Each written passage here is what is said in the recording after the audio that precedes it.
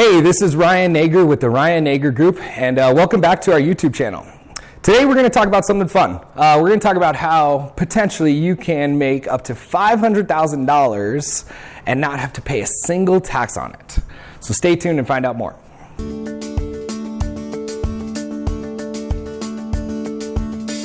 Okay, so what I'm referring to is called a primary residence principal exemption.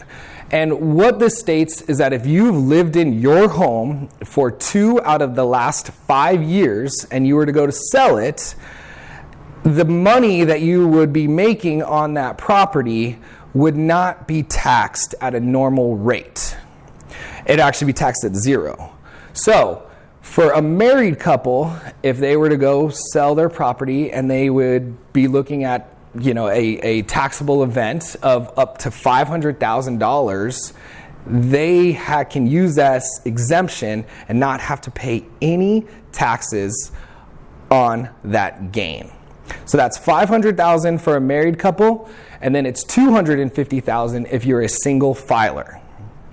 So this is a very, very unique thing that I've used personally, and I've seen clients use to help them move up on the property ladder. And this isn't a one-time exemption. You can use this for as long as it's applicable, and as long as they keep the law in place. Now, I'm bringing this up because I'm kind of surprised talking to a few people that they weren't aware of this law, and especially with where we are at in our market, having so many homeowners gain so much equity over the last couple years, a lot of them might be nervous if I were to sell, how much of a taxable event would I be reliable for? So that's why I wanted to put this out there.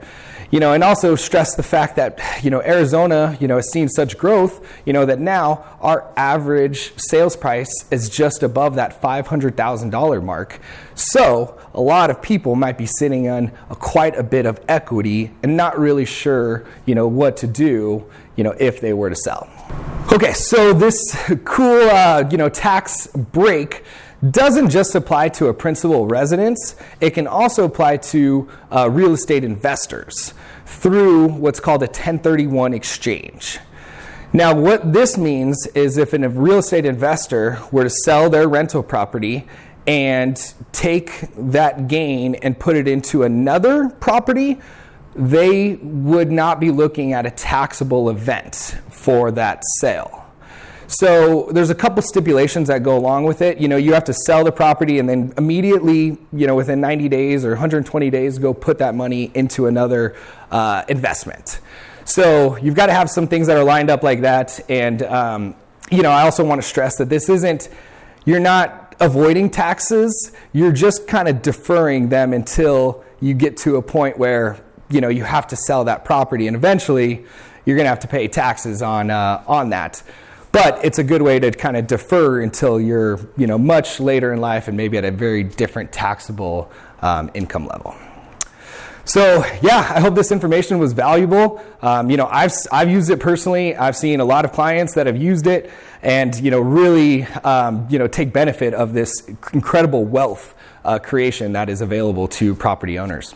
So give me a call if you have any questions about how this works. I can kind of direct you to a 1031 company if you're a real estate investor, or maybe walk you through what the timelines, could look like if you're own your property and you're wondering, when I could take advantage of that. So thank you again for watching. I'm always available for questions, 480-227-1527. Thank you again.